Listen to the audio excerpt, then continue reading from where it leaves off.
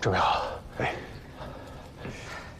，1、2、3。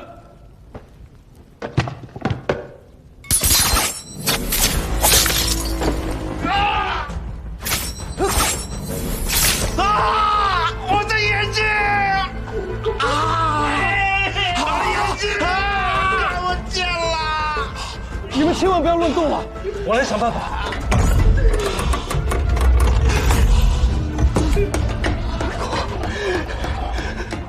我们俩是出不去的，你别管我了，快走吧！你有办法，你相信我，肯定有办法。恩公，今后，你个狗东西！我做鬼也不会放过你！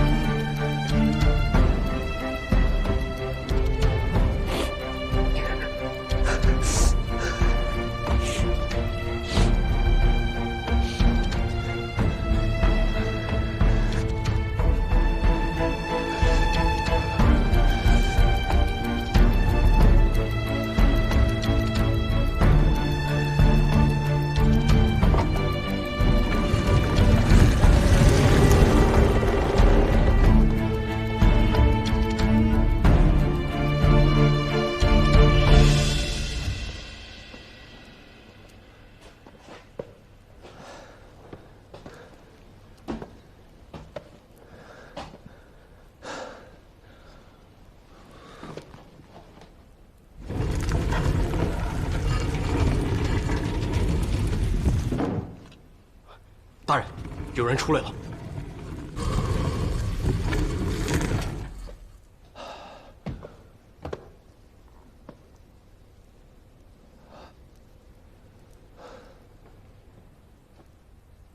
去禀报侯爷。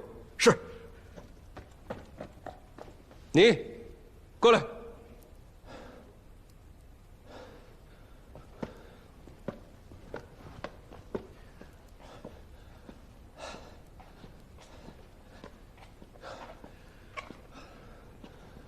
草民藏海，拜见大人。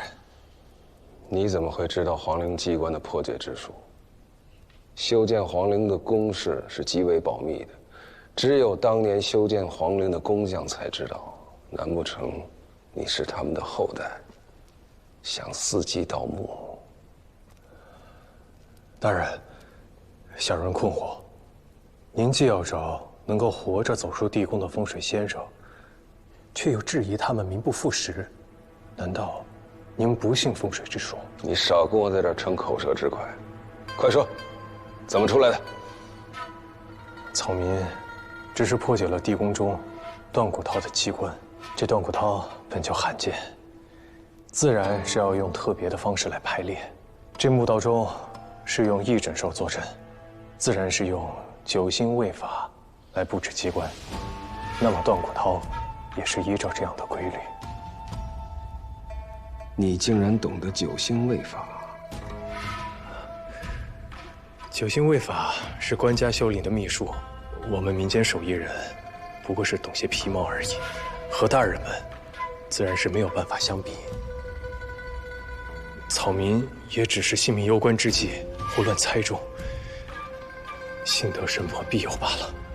乡间杂学怎么能够和我们正统相比？你那些庞杂学说能触到一点堪舆之术的门道，也算是你幸运。不过，侯爷到。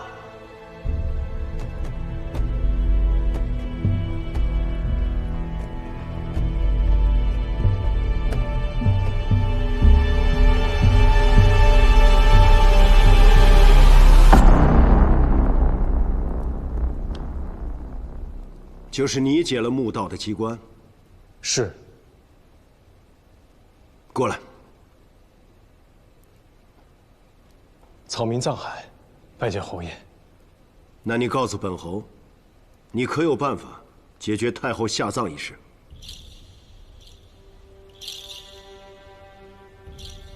有，侯爷。此人来路不明，让他办此事，恐怕有风险。能从墓道出来，就说明他有些本事。你的办法说来听听。回禀侯爷，太后下葬仪式，一场大雨过后，自然能解。为何一定是雨后？镇上坎下为雷水解卦，有险难缓解之意。雷雨俱弃，困局自然能解。今日会有雨吗？此处四面环山，形如复利，又正值初夏，南方暖流乘势而来。今日我看见草木湿润，暖流上升，冷气下沉，云雨必定势如万马，自天而下。他说的对吗？今日的确潮湿露重，但无聚气之象。按我们的论法，今天的雨一般一般。申时之前一定会下雨。青天剑对官家负责，说话要留有余地，不像你们这些旁门左道，为了骗人硬把5成说成10成。不是5成，是10成。这雨今日一定会下。去陵外，请孙公公进来。是。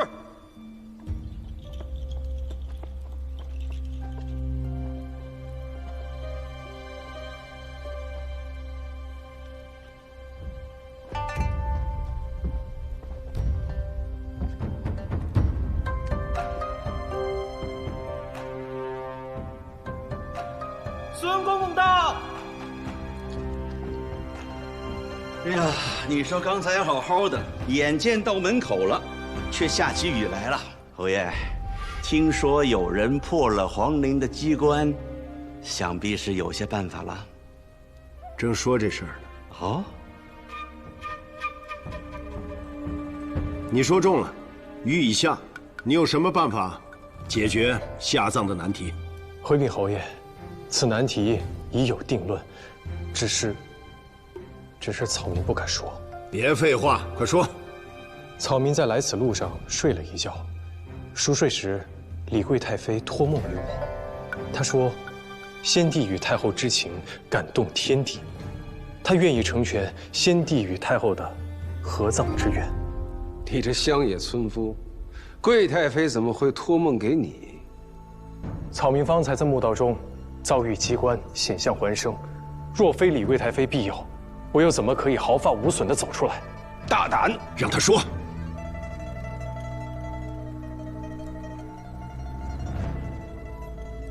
但合葬乃风水大事，更何况是皇家陵园，若不顺应天意，轻则先人魂魄不安，重则动摇后代根基。所以，需在大雍疆土的东西南北中5个方位常燃明灯，再由皇室子孙守灯7期49日，方不动摇社稷。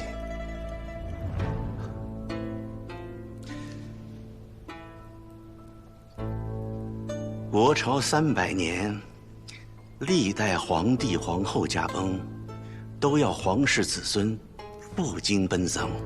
贵太妃的意思是，藩王们就不必回京了。是不能回京。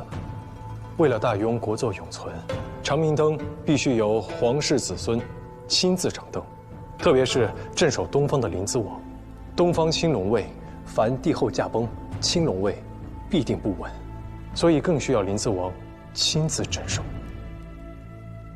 你说这些，都是贵太妃托梦于你，怎么知道这不是你胡说八道？草民所言句句属实。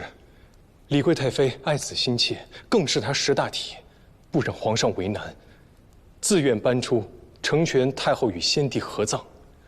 她明日午时前便会显灵，侯爷不妨再等等，明日便可见分晓。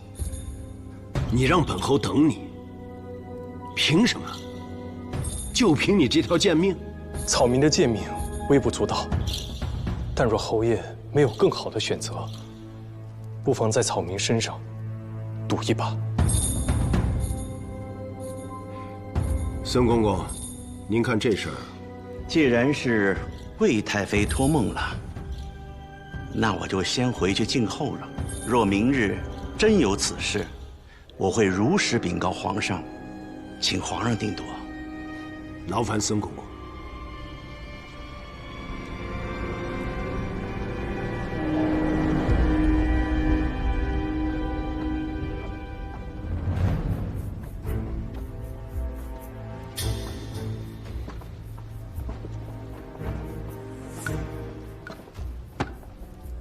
知道这太监是什么人吗？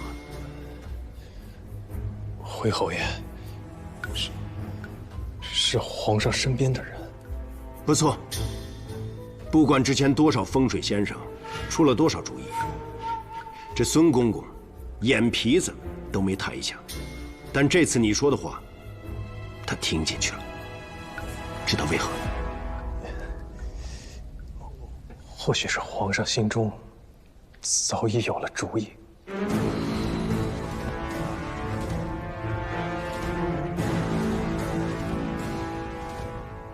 确实挺聪明。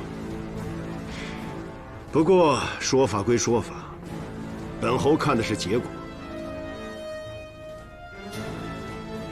侯爷，草民还有一事相求，可否让我进到内殿去？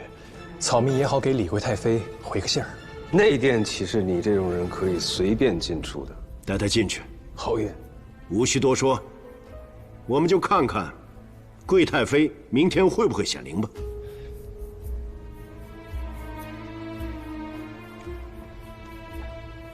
跟我来。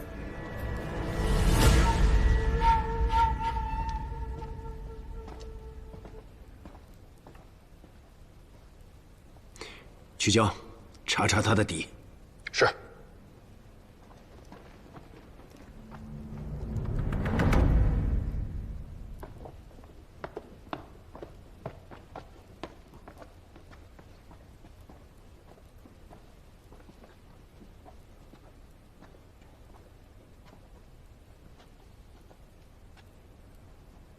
这儿就是陵寝了，大的是先帝的棺椁，小的就是李贵太妃的棺椁。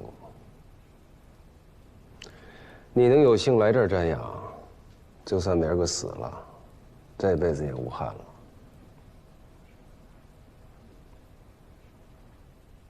请问大人，为何这主殿里面会如此潮湿啊？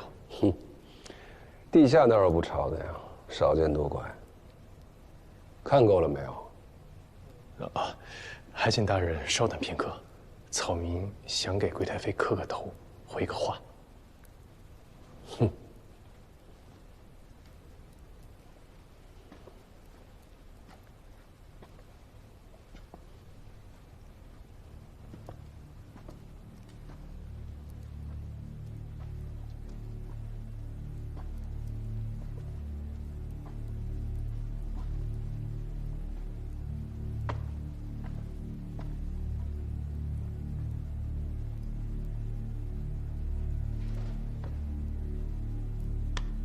草民藏海给贵太妃磕头了，谢贵太妃庇佑草民大难不死。磕头都磕错了方向，扰了贵人的清静，你担得起吗？草民已将贵太妃的心愿转达，不负所托。行了，走吧。是。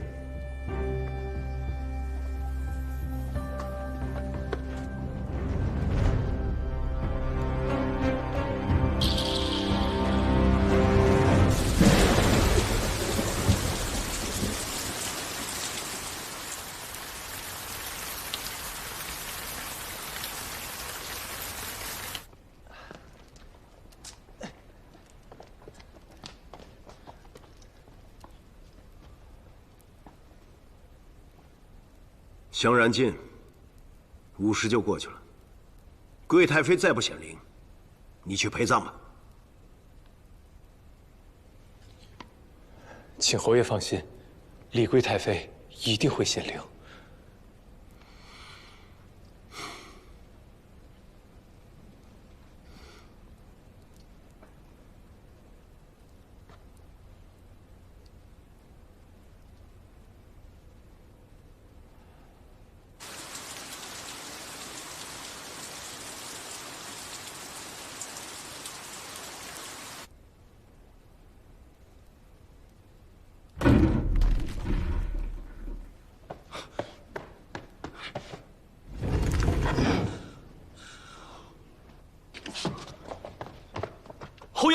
太妃的棺椁往前塌了。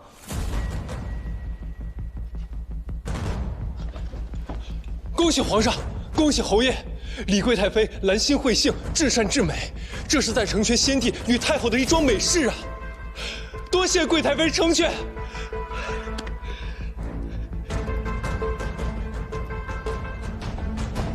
谢贵太妃成全。谢贵太妃成全。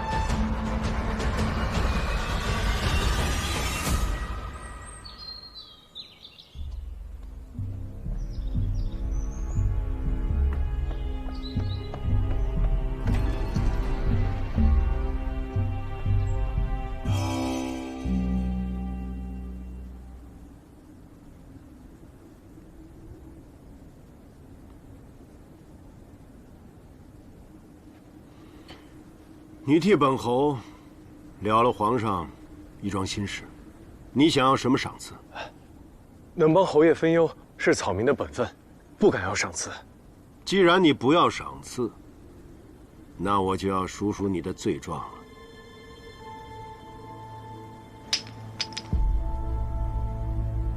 你该知道，擅改皇家葬制是要杀头的。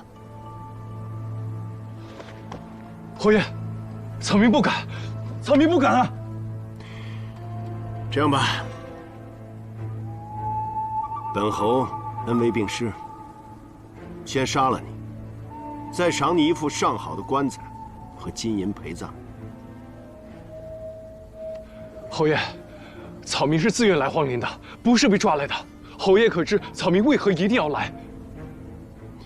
想显示你聪明过人，但智者不寿，聪明人死得早。草民是想侯爷赏一口饭吃，草民想跟着侯爷侍奉侯爷。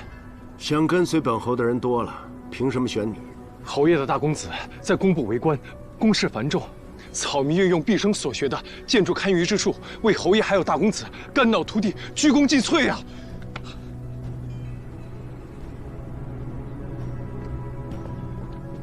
侯爷，说，此人来路查明了，温州府生人，8岁父母双亡，流落到江宁府清泉镇，跟着一个木匠营生。前不久一场大火让他流离失所，只能北上寻找出路。于几日前刚到京城。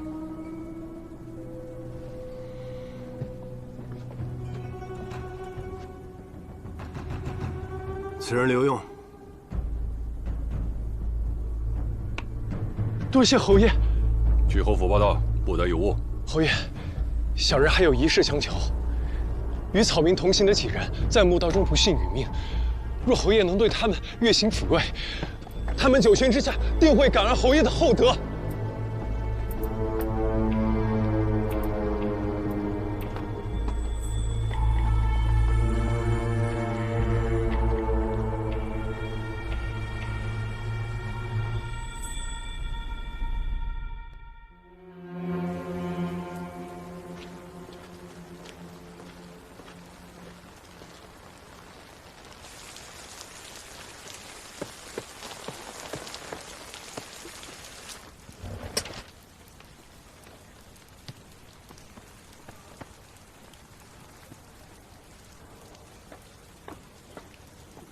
在下藏海，是新来的幕僚，劳烦通传一声。稍等。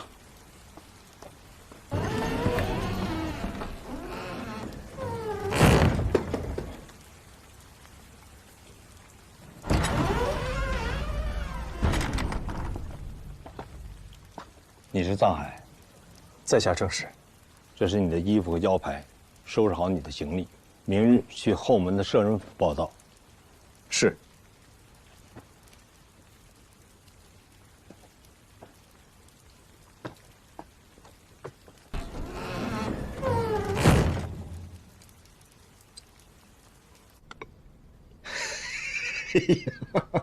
我的好徒儿啊，你这一出手就帮皇上解决了难题。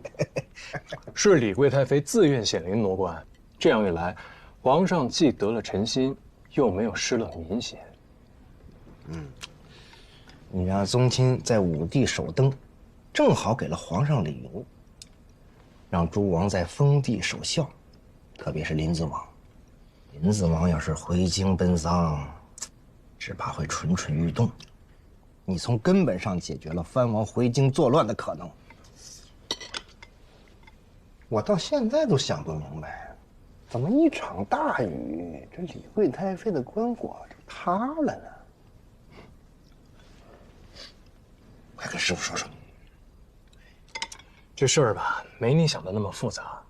我刚进灵殿的时候就发现，这地底渗水严重，已经腐蚀了金井还有棺椁。而固定棺椁用的龙山石并没有卯合，如果此时刚好有一块雷击木楔塞进棺椁的下方，改变了棺椁的平衡，再加上一场大雨，地水滋漫，重压之下，这李贵太妃自然就显灵了。哎呀，你可是得了星斗的真传呐！啊！我只是没想到，这朝廷的贪腐之风已经这么严重了。连修皇陵都敢偷工减料，现在被人发现，倒是可以好好修缮一番。贪墨都贪到皇上头上了，别看他们对皇上三跪九叩、山呼万岁，这心里头谋的那都是门户私计。要是父亲还活着，看到如今乌烟瘴气的青天剑，该有多难受啊！无论如何，你这第一步迈得很成功，在平津侯面前大放光彩。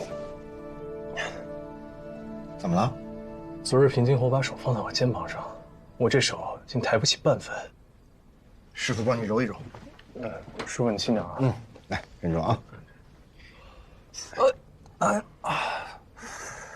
我现在总算明白恩公为什么不让我习武了。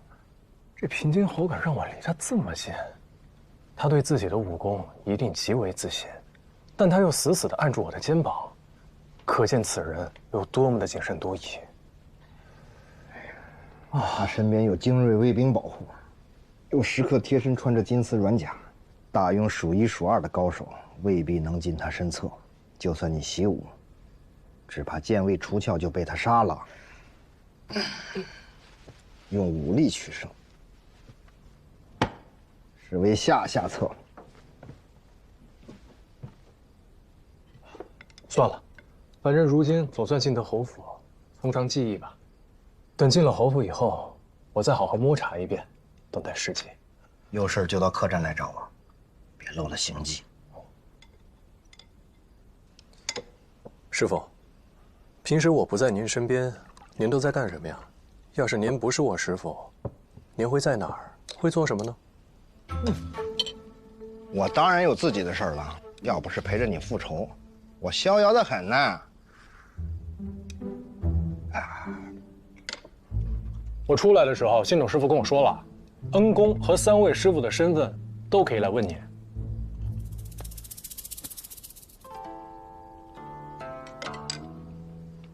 想知道？这顿你请。师傅，我年纪尚轻，囊中羞涩。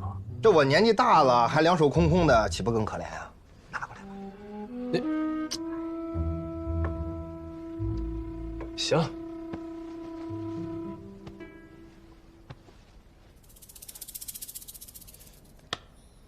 可以说了吧？我当然可以告诉你了，不过现在还不是时候。哎，又骗我！银子还我。兵不厌诈，姜还是老的辣。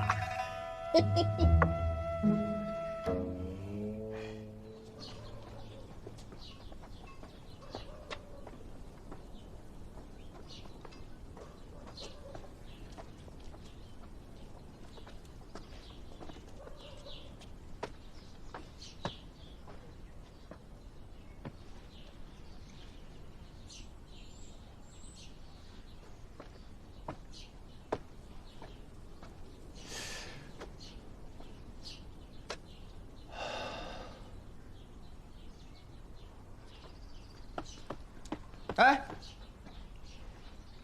你就是新来的幕僚？在下藏海。啊，我叫慧剑，也是侯府的幕僚，比你早来个2年。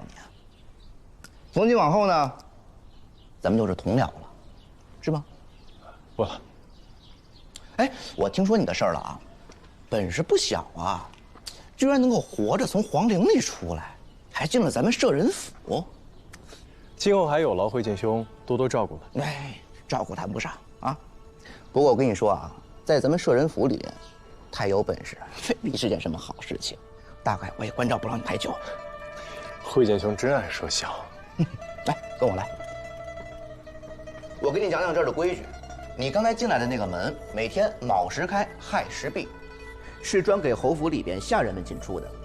正门呢是供侯爷和家人进出的。除此之外，只会在逢年过节时开半个时辰。咱们幕僚呢，每日辰时到午时著书立传，未时到酉时论述时政，饭点儿就去东边的厢房吃饭，戌时要做完晚课才可以上床睡觉。大致呢就是这些，记住了吗？记住了。哎呀，这些规矩其实都是侯府的长史杨大人定的，其他时辰你可以自行大法，自行安排。不过我每天做完这些事情之后，就已经累得什么都不想做了，倒头就呼呼大睡。你也一样。这杨大人真是用心良苦啊！我带你去书院看看。有劳会见兄。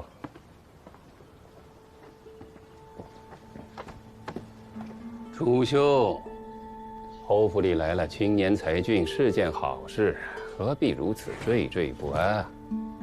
这个藏海我在皇陵里见过，此人聪明谨慎。杨兄，对此人可不能掉以轻心啊！楚兄真是多虑了，他只要能为侯爷分忧，我杨某感恩戴德还来不及，有什么需要顾虑的？太后下葬的难题，你我都没有解决，倒是被一个不知道从哪儿冒出来的藏海给解决了。只要敢冒险，我也能轻易解决。但这事儿必然是8分恶果2分善果，你我这种人没必要。他还年轻，为了日后的荣华富贵，要赌一把也很正常。这么说，他倒有些像年轻时的杨大人。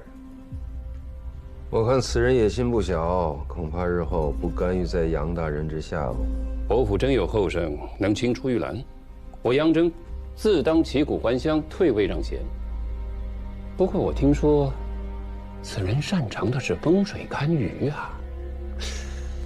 我看你不是替我着急，替你自己着急吧。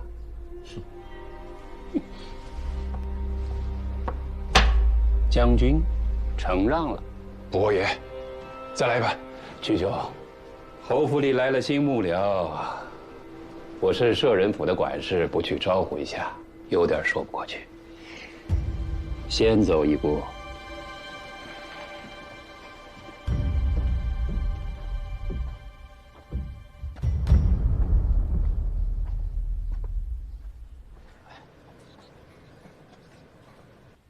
好了，这就是书院了，也就是幕僚们著书的地方啊。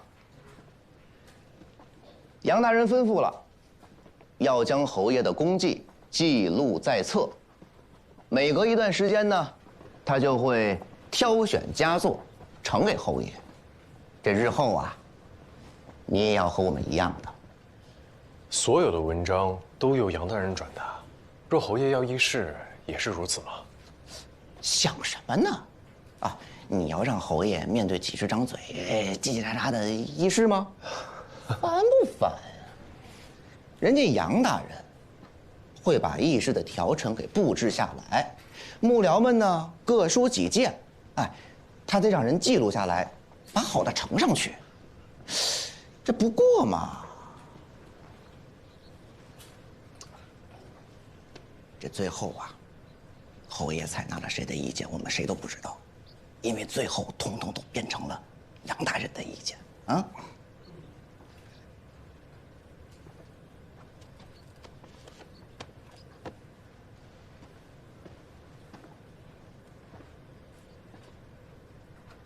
王侯开国，子孙世袭，故称世家。所以这本《侯门记事》起名《庄氏世家》。杨大人，慧姐，先下去吧。是。你就是那位帮侯爷解决太后下葬难题的风水先生，在下藏海，拜见杨大人。果然是青年才俊，侯爷身边得到如此的人才，是我杨真之福。贵县方才把这里的规矩都跟你说了吧？是。这儿的规矩，比太学詹师傅的都要大。但你们在这儿养成了规矩，以后到了朝堂之上就不会犯错，才不会给侯爷丢人。杨大人的意思是，幕僚们还有机会进入朝堂议政，在朝为官了。当然啊，侯爷设舍人府就是为国朝选贤举能、提拔栋梁，难不成让你们在这里都虚度光阴吗？不过你们这些读书人知道怎么跟侯爷这个武将打交道吗？一不小心就军令处罚，到时候别说加官进爵，就连小命都可能不保。我不护着你们，谁还能护着你们？还是杨大人思虑周全啊。我为什么让他们在这里编撰装饰世家，就是为了让他们多了解侯爷，知道侯爷的喜好，免得在他面前失了欢心。只要将来时机成熟，我定会引荐他们，得到侯爷的赏识。原来如此，小的受教了。你有惊天伟地之才，今后在侯府定能崭露头角。杨大人，侯爷问起今日是否有一名叫藏海的幕僚前来报道。啊，侯爷什么事？侯爷说让他看看内园的风水。啊，是这样啊，藏海在这儿，赶紧去。是。哦，对了，有一件要紧的事差点忘了。昨日暴雨，祠堂漏水，侯爷命我找人修缮，但祠堂的屋檐斗拱都是老式的法子，我找了一大圈都没找到会这门手艺的工匠。等又落了雨，那祠堂的祖宗牌位又要遭罪了。听说你会堪舆之术，修缮旧宅，不知道会不会？小的对堪舆营造之术略通一二，或许可以帮到杨大人。哎呀，太好了！看今天的天色，恐怕是要下大雨，不知道还来不来得及呢。算了，见侯爷要紧，别耽误正事儿。侯爷要是怪罪下来，我担着就是，怎么也连累不到你的身上。祠堂供奉的都是庄稼先祖，大庸以仁孝治天下，侯爷也是至诚至真之人。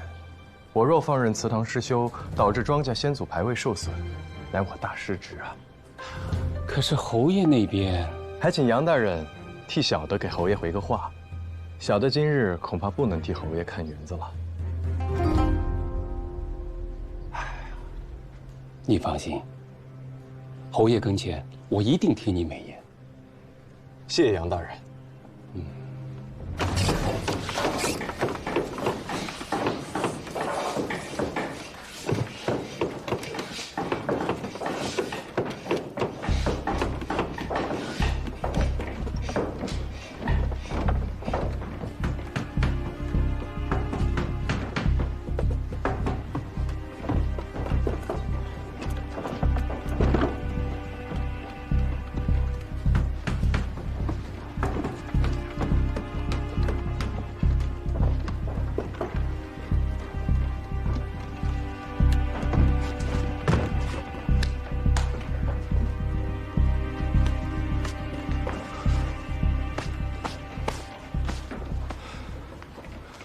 你没见到平津侯啊？侯府守卫极为森严，平津侯不愧是行务出身。他平生杀戮太多啊，自然也怕别人杀他。我仔细看了日头和云彩，当晚确实会有一场大雨。我若放任不管，下雨祠堂必会有损。到时候他杨真再到平津侯面前谗言几句，我的处境就很堪忧了。所以我选择退一步，但也错失了良机。这几日，平静侯便再也没有找过我了。国事难期是常态，平定侯贵人多望。第一日他记得你，第二日啊，或许还残留一些印象。到了第三日，他就彻底把你给忘了。杨真太了解他了，知道如果你没有把握住第一次机会，就很难再突围了。恩公说的没有错，杨真这个人表面和善，骨子里虚伪善妒。他牢牢地把持着摄人府，将所有幕僚都笼络在自己手里，给他们画饼充饥，其实把他们一个个的都养成了废人。而我要做的，就是除掉杨真，取代他的位置。哎呀，这已经改来改去多少遍了，什么时候才算完？各位幕僚，把手里的活儿停一下。侯爷今日进宫，皇上赏赐了珍宝玩物，您把东西搬到财库，清点入库。郭恩、任尚、王元培、傅玉文、顾长生，还有藏海。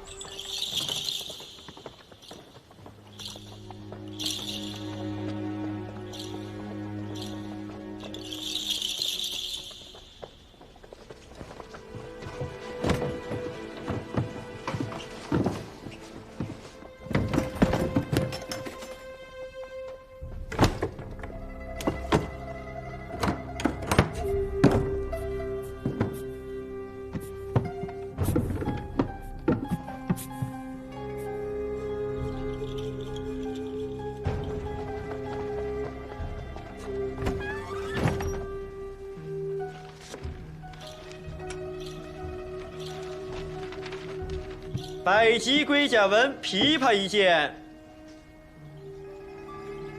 定窑白釉牡丹纹眉瓶一对，金镶宝石玉带2副，早春山水图1幅，宝冠玉带准题坐像1件，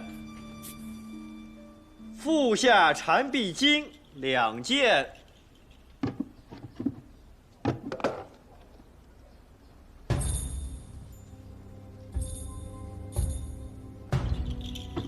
长锋剑1柄，玉钩描星龙纹佩2对，和田玉带钩10件，玉叮当手镯10只。杨大人，都已清点完毕，把东西都分门别类的放到博古架上，再仔细的理一遍总库单。是。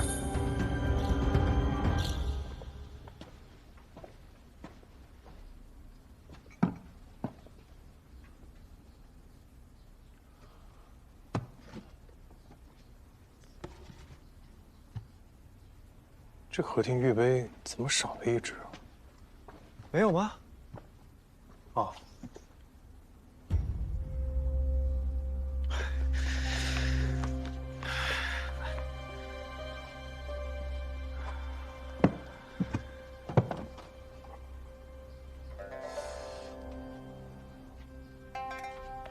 加下曲是何意啊？你呀，就别问了，就当什么都不知道。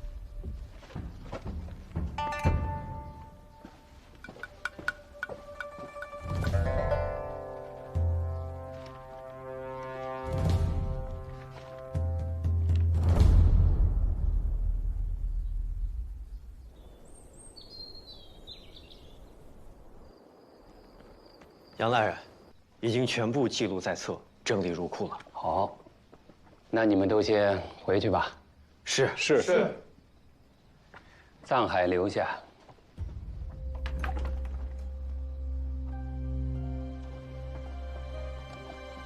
去吧。是。藏海，你留下来把东西再清点一遍。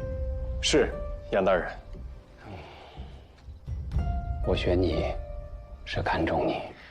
这活儿啊，繁重杂碎，但里头的门道很多。其他人做事粗枝大叶，你是个细致的人。只是刚来不久，对府中的事务不熟悉，就从这件事开始，好好锻炼，开开眼界。多谢杨大人。辛苦了。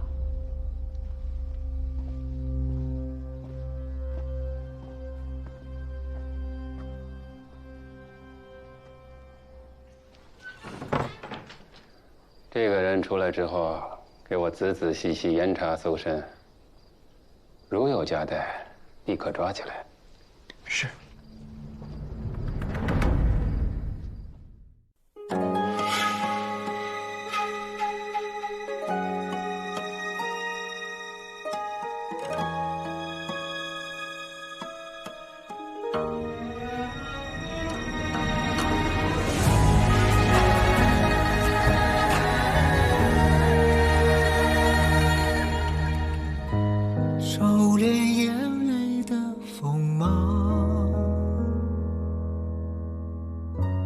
掌心念着危险的渴望，惊涛袖里草，惊雷无声响，城府深，深不过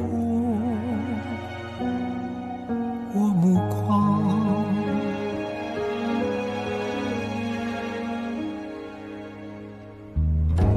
阴谋是我护身的衣裳，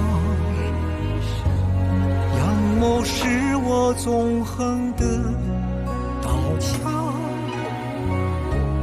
用隐忍的狂，稀释道德藏，也不黑，只因为我心滚烫。